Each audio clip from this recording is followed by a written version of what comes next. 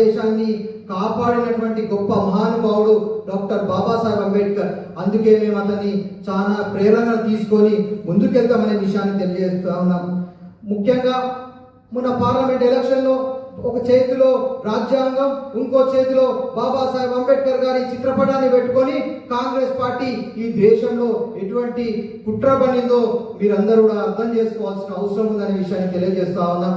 ఎందుకు అనంటే భారతదేశంలో భారతీయ జనతా పార్టీ అధికారంలోకి వస్తే భారత రాజ్యాంగాన్ని మారుస్తుందని కొన్ని మాటలు చెప్పి దళిత ఓటు బ్యాంక్ ని భారతీయ జనతా పార్టీకి దూరం చేసే ప్రయత్నం చేసి కొద్దిగానో గొప్పనో సక్సెస్ అయ్యారు. మళ్ళీ భారతీయ జనతా పార్టీ అధికారంలోకి వచ్చి ఇన్ని రోజులైంది. డాక్టర్ బాబాసాహెబ్ అంబేద్కర్ రాసిన రాజ్యాంగాన్ని ఒక్క పేజీ కూడా మార్చడానికి ప్రయత్నం చేయలేము. డాక్టర్ బాబాసాహెబ్ అంబేద్కర్ రాసిన రాజ్యాంగమే మాకు స్ఫూర్తి అనే విషయాన్ని నరేంద్ర మోడీ గారు అనేక మార్లు చెప్పిననే విషయాన్ని తెలియజేస్తా ఉన్నాం.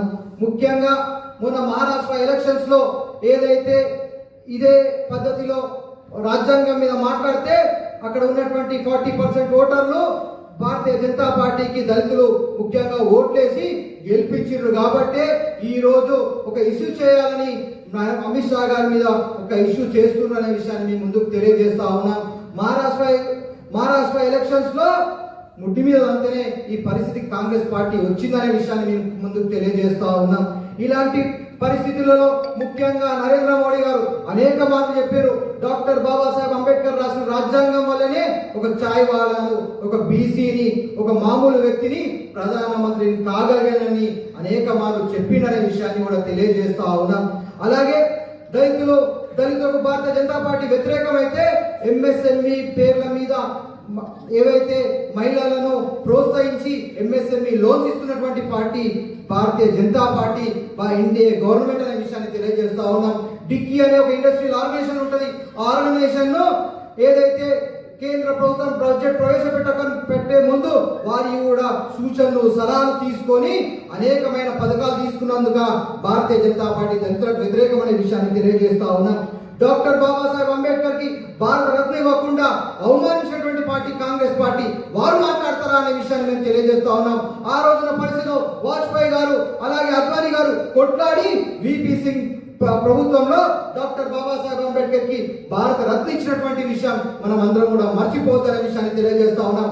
నెహ్రూ కుటుంబంలో అనేక మందికి భారత రత్నాలు ఇచ్చుకున్నారు, కానీ డాక్టర్ బాబాసాహెబ్ అంబేద్కర్ కి గౌరవించకుండా అవమానపరిచి భారత రత్న కూడా ఇవ్వనటువంటి పార్టీ కాంగ్రెస్ పార్టీ. వాళ్ళ మా గురించి మాట్లాడేదనే విషయాన్ని తెలియజేస్తా ఉన్నాం.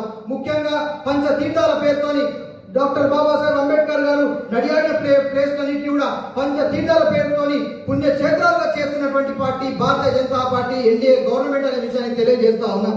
అలాగే ఒక ఎస్టీ మహిళను డాక్టర్ బాబాసాహెబ్ కలగన్నటువంటి పరిస్థితి తీసుకొచ్చి ఒక ఎస్టీ మహిళను అనేక మందికి అవకాశాలు ఉన్నా కానీ రాష్ట్రపతిగా చేసినటువంటి పార్టీ భారతీయ జనతా పార్టీ అని తెలియజేస్తా ఉన్నాం. ముఖ్యంగా మన గవర్నమెంట్ లో కూడా 10 మంది మినిస్టర్లు ఎస్టీలను పెట్టి వారికి కూడా సముచిత స్థానం భారతీయ జనతా పార్టీ ఇచ్చిందనే విషయాన్ని తెలియజేస్తా ఉన్నాం.